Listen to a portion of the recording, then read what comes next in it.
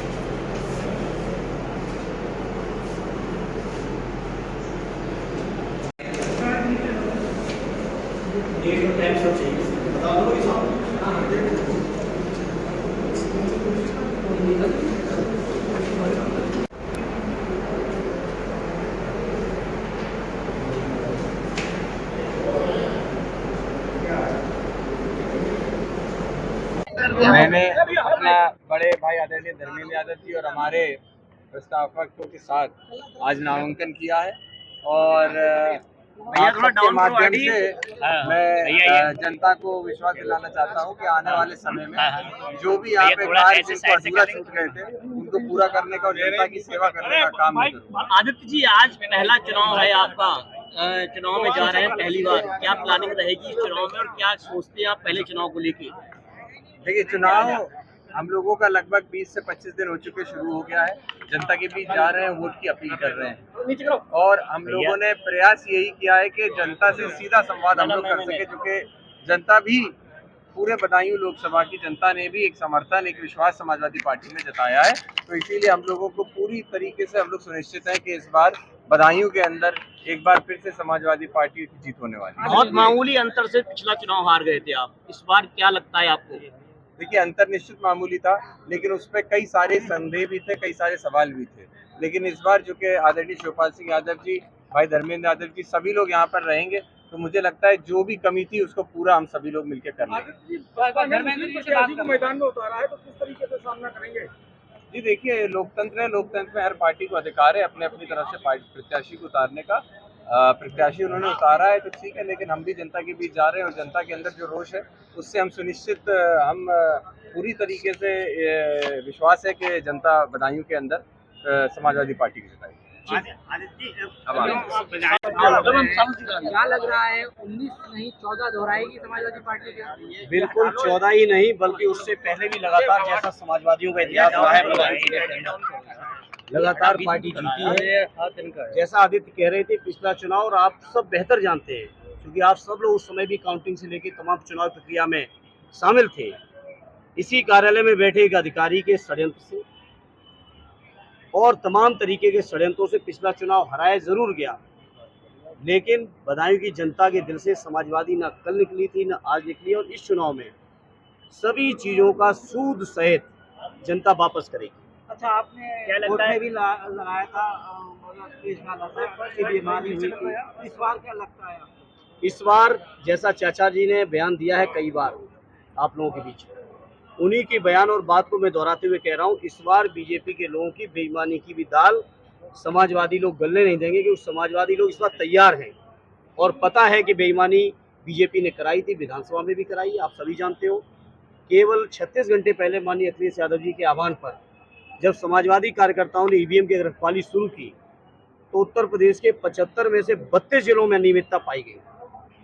इस बात से पूरा प्रदेश वाकिफ है। तो इस बार समाजवादी लोग बहुत मजबूती के साथ, सजगता के साथ चुनाव लड़ रहे हैं और इस बार कोई बेईमानी होने नहीं देंगे और जनता का विश्वास समाजवादियों के साथ है।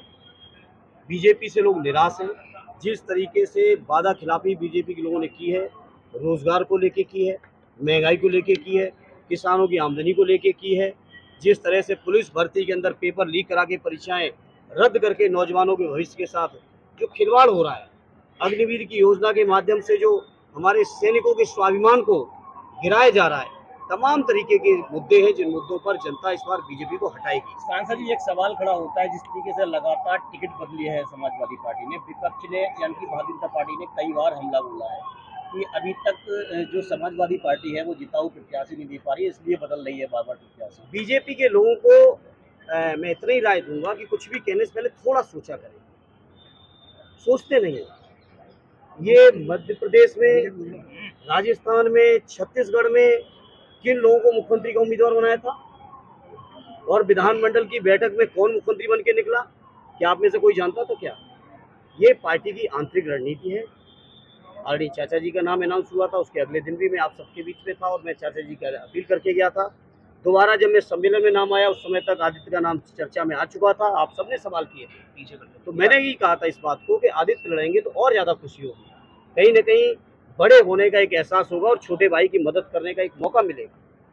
ये बात मैंने पिछले दौरे में आपके बीच कही थी और इसी बात को आज फिर दोहराता। मुझे खुशी है कि आदित्य के तौर पर बदायूं को एक युवा सांसद मिलेंगे, और सांसद ही नहीं मिलेंगे बल्कि जितने काम कर सकते थे हम समाजवादी सरकार में किए, और जो काम बीजेपी के लोगों ने बर्बाद किए हैं वो भी आदित्य बेहतर करेंगे। और आदित्य को जहाँ जहाँ आवश्यकता पड़ेगी वहाँ हम लोग सहयोग भी करेंगे, जो अपना पुराना अनुभव है वो भी शेयर करेंगे, और बदायूं की जनता को एक बेहतर सांसद और बेहतर क्षेत्र बनाने में बदायूं का जो हमारा संकल्प रहा है, सपना रहा है, वो आप सब जानते हो। बदायूं का मेडिकल कॉलेज हो, जिले की एक भी ऐसी सड़क नहीं जिसका चौड़ीकरण न करा दिया हो, जिले में ऐसा कोई बड़ा गंभीर समस्या आज नहीं बची है। आप ही लोग कहते थे यहीं पे ओवरब्रिज का सवाल था, तमाम तरीके के सवाल थे, चाहे गंगा की कटान का सवाल था, आपकी बाढ़ का सवाल था, हर सवाल पर, चाहे गंगा जी के ऊपर पुलों का सवाल रहा, रामगंगा के पुलों का सवाल रहा हो। आज मैं फख्र के साथ कह सकता हूँ, मैंने अपने 10 साल के संसदीय कार्यकाल में जनता के जितने वादे किए थे बड़ी जिम्मेदारी से कई मंचों पे कहा हूँ। आज आप सभी पूरे जिले की मीडिया मौजूद है। एक बिलसी के बस अड्डे को छोड़ के, जिसमें जमीन की एक समस्या आई, उसके अलावा कोई जिले में एक वादा बता दो जो मैंने कहा और पूरा न किया हो। ऐसी राजनीति हम समाजवादी लोग करते हैं, जनता के बीच जो कहते हैं वो करके दिखाते हैं। और बीजेपी के लोग हजारों चीजें बता दें, आज मोदी जी गारंटी की बात कर रहे हैं, मैं मोदी जी और उनकी पार्टी के लोगों से पूछना चाहता हूँ, कहाँ गई 2 करोड़ रोजगार हर साल की गारंटी? कहाँ गई डीजल और पेट्रोल के दाम को घटाने की गारंटी?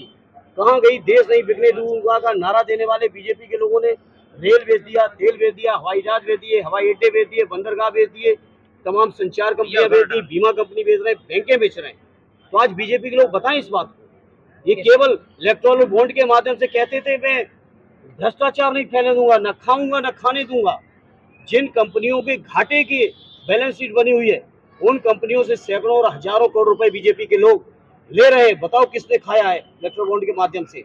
और ये इलेक्ट्रो बॉन्ड तो बहुत मामूली बात है, ये तो रिकॉर्डेड चीज है। माननीय सर्वोच्च न्यायालय के आदेश में ये चीजें आप हमारे सबके बीच आ पाई हैं, सार्वजनिक हुई हैं। इलेक्ट्रो बॉन्ड बहुत छोटी घटना है। इलेक्ट्रो बॉन्ड के अलावा भी कितना बीजेपी के लोगों ने भ्रष्टाचार किया है, शायद हम और आप सोच भी सकते। भ्रष्टाचारियों को उल्टा लटकाने की बात करते हैं, मुख्यमंत्री जी हो, डिप्टी सीएम केशव प्रसाद मौर्य हो, उसको लेके क्या कहें? बड़ा हमलावर है भ्रष्टाचारियों को सबसे पहले जिन भ्रष्टाचारियों ने पैसे दिए हैं उनकी पार्टी को मैं मुख्यमंत्री जी को सलाह दूंगा कि सबसे पहले शुरुआत वहां से करें। बीजेपी के घोषणा पत्र किस तरीके से, जिस तरीके से टिकट बदला, लेकिन सैफई परिवार ही क्यों बदायूं से आता है? अब ये बदायूं की जनता का प्यार है, मोहब्बत है, सद्य नेताजी ऐसा रिश्ता बना के गए हैं, उस रिश्ते को बदायूं के लोग क्या छोड़ेंगे? जनता के बीच कभी ये सवाल करो जाके। सर, घोषणा पत्र के बारे में बता, बीजेपी का घोषणा पत्र जिस तरीके जारी किया, किस तरीके से? बीजेपी का घोषणा पत्र झूठ का पुलिंदा है, और मैं हवा में ये बात नहीं कह रहा हूँ, ये बहुत जिम्मेदारी से और पूरे तथ्यों के आधार पर कह रहा हूँ।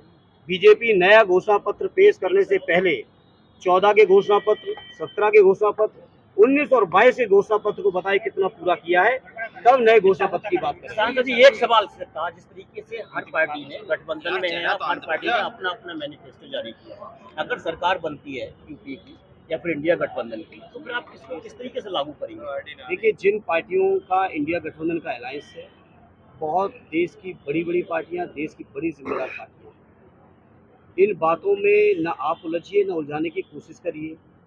सभी दल मिलके एक बेहतर सरकार चलाएंगे, जिस सरकार की परिकल्पना होगी कि अग्निवीर जैसी जो नौजवानों को मनोबल गिराने वाली योजना है उसको ख़त्म करेंगे।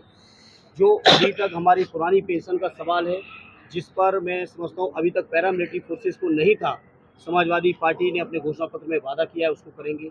समाजवादी पार्टी का घोषणा पत्र है और समाजवादी पार्टी ने कई दलों का घोषणा पत्र है कि हम लोग जाति जनगणना 2025 तक लागू कराएंगे, 2029 तक पूरी की पूरी गरीबी खत्म करेंगे, पूरी की पूरी बेरोजगारी खत्म करेंगे। इस तमाम